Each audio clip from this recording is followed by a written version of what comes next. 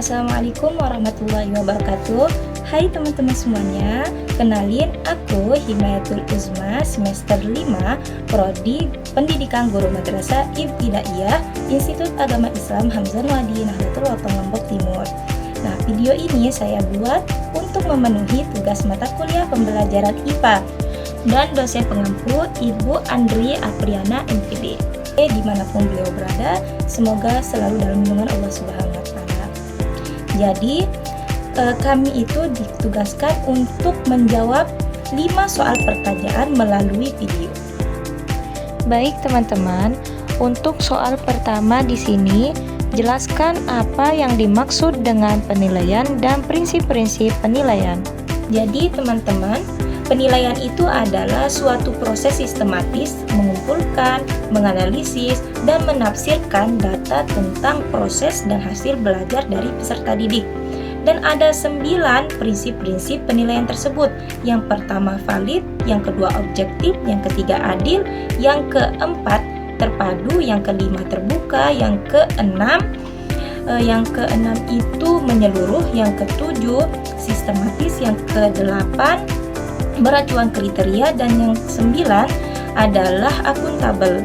Nah, prinsip-prinsip penilaian itu memastikan bahwa penilaian dilakukan secara efektif dan adil. Nah, ini adalah jawaban saya untuk soal yang pertama. Kita lanjut untuk soal yang kedua. Nah, untuk soal nomor 2 di sini, sebutkan dan jelaskan ruang lingkup penilaian. Oke teman-teman, jadi ruang lingkup penelitian itu mencakup 3 ranah utama. Yang pertama ada namanya ranah sikap, yaitu menilai perilaku peserta didik sesuai norma, meliputi sikap spiritualnya, yaitu hubungannya dengan Tuhan, dan sikap sosialnya, yaitu hubungannya dengan orang lain. Kita lanjut ke ranah yang kedua, yaitu ranah pengetahuan atau ranah kognitif, yaitu mengukur kemampuan peserta didik terhadap materi pelajaran.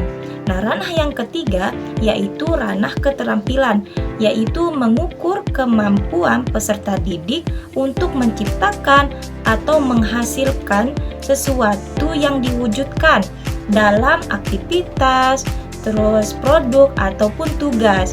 Nah, ini adalah jawaban saya untuk soal nomor 2.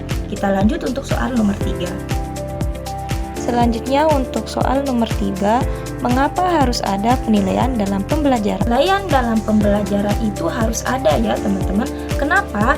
Karena dengan adanya penilaian dalam pembelajaran itu akan menjadi alat ukur kemajuan dari peserta didik.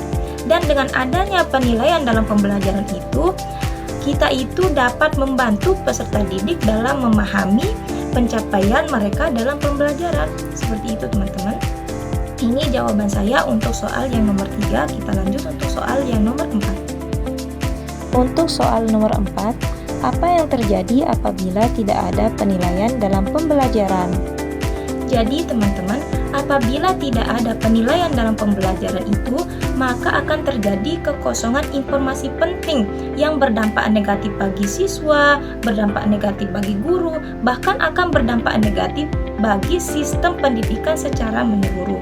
Nah, ini jawaban saya untuk soal nomor 4. Kita lanjut untuk soal nomor 5. Nah, untuk soal terakhir atau soal yang kelima di sini, seberapa penting penilaian menurut Anda? Jadi, teman-teman, penilaian dalam pembelajaran itu menurut saya sangat-sangat penting. Kenapa?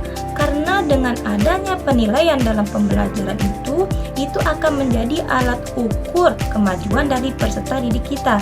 Dan kita dapat membantu peserta didik kita untuk memahami pencapaian mereka dalam pembelajaran. Dan dengan adanya penilaian dalam pembelajaran itu akan menjadi dasar perbaikan strategi mengajar agar lebih efektif. Nah, ini adalah jawaban saya untuk soal yang nomor 5. Jadi teman-teman, inilah jawaban saya untuk kelima soal yang diberikan oleh dosen pengampu kami, Ibu Andri Apriana MPD. Kurang lebihnya mohon maaf. Wallahul muwaffiq wal hadi ila sabilir rasyad. Assalamualaikum warahmatullahi wabarakatuh.